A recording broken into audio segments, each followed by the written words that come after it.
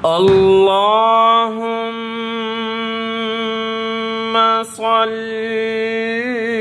على محمد وعلى آل محمد। अस्सलामु अलैकुम वरहमतुल्लाहि वबरकातुह। आज के इस सबक में हम सीखेंगे सूरतुल अहज़ाब की आयत नंबर 31 से और पारा नंबर 22 है वमन यक़नुत। पारा नंबर 21 उत्लु मा ऊहिया मुकम्मल हुआ और आज के इस सबक में शुरू हो रहा है पारा नंबर 22 वमन यक़नुत। आज का सबक शुरू करते हैं।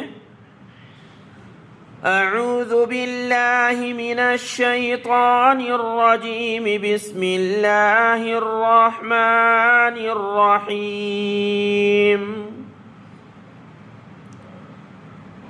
वमन यक़नुत मिनकुन्न लिल्लाहि व रसूलिही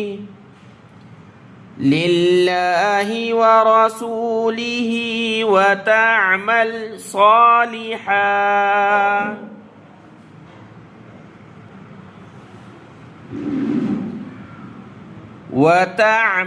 सालिहन नुअतिहा अजरहा मर्रतैन व अअतदना लहा रिज़्क़न करीमा।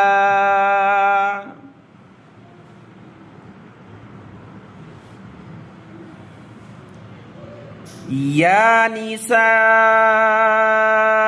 अन्नबी लस्तुन्न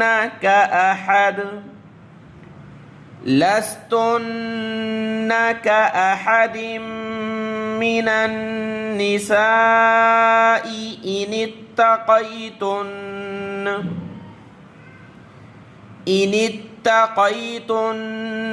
फला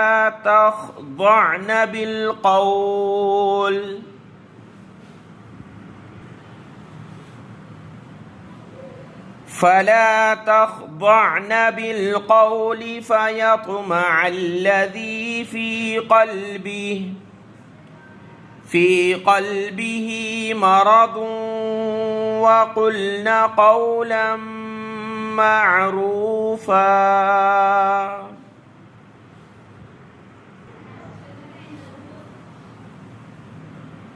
وقرن في بيوتكن ولا تبرجن تبرج الجاهلية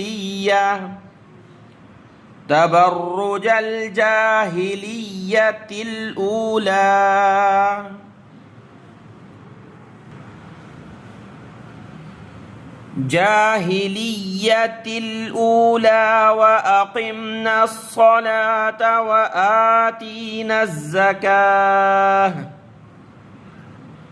وآتينا الزكاة وأطعنا الله ورسوله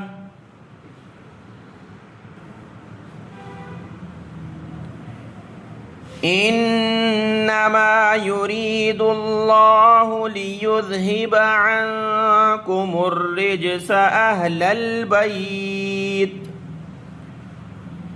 البيت ويطهركم تطهيرا।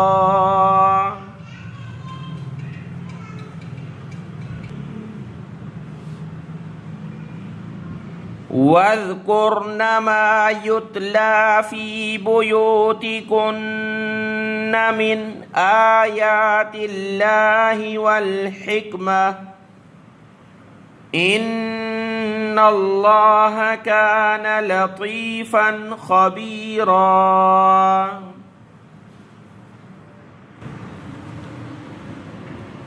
إن المسلمين والمسلمات والمؤمنين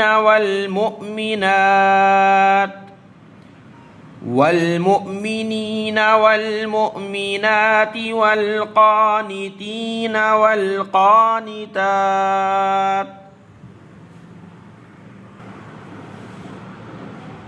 والقانتين والقانتات والصادقين والصادقات والصابرين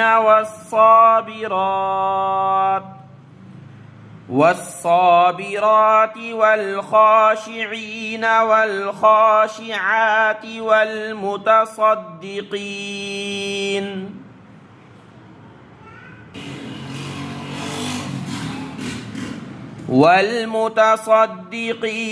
والمتصدقات والصائمين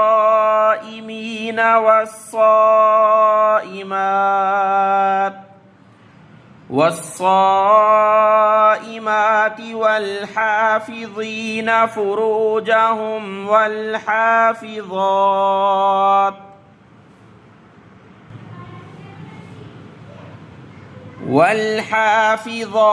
والذاكرين الله كثيرا والذاكرات أعد الله لهم مغفرة وأجرا عظيما.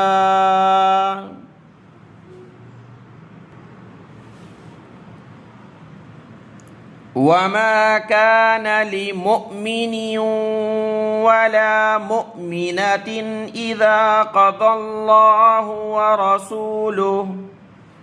ورسوله أمرا أن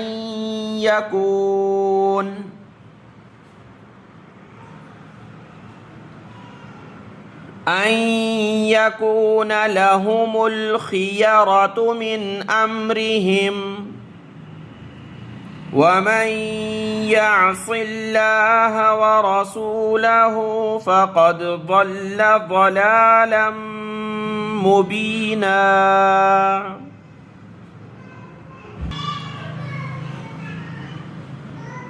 وإذ تقول للذي أنعم الله عليه وأنعمت عليه أمسك عليك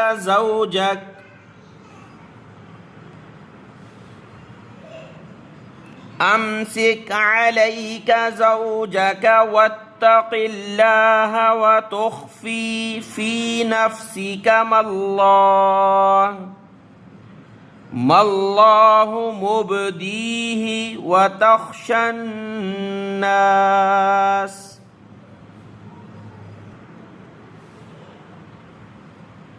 والله أحق أن تخشاه.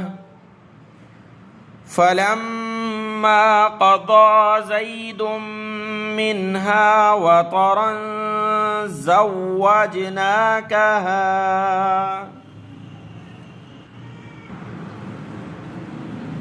زوجناكها لكي لا يكون على المؤمنين حرج في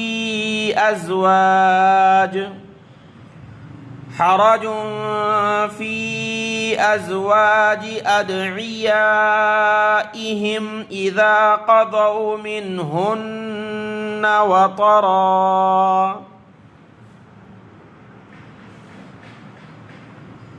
وكان أمر الله مفعولا.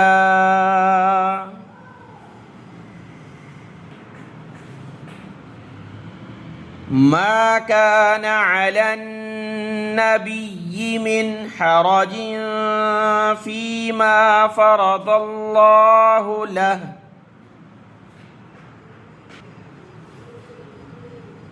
سنة الله في الذين خلوا من قبل وكان أمر الله قدرا مقدورا.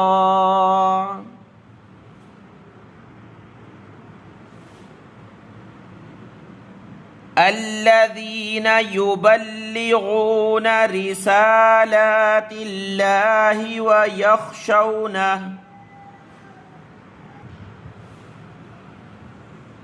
वयख्शौनहु वला यख्शौन अहदन इल्लल्लाह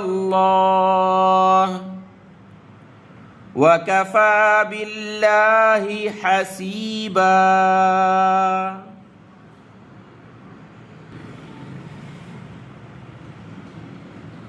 मा कान मुहम्मदुन अबा अहदिम मिर रिजालिकुम वलाकिर रसूलल्लाहि व खातमन नबिय्यीन। व खाता ता पर ज़बर है, व खातमन नबिय्यीन।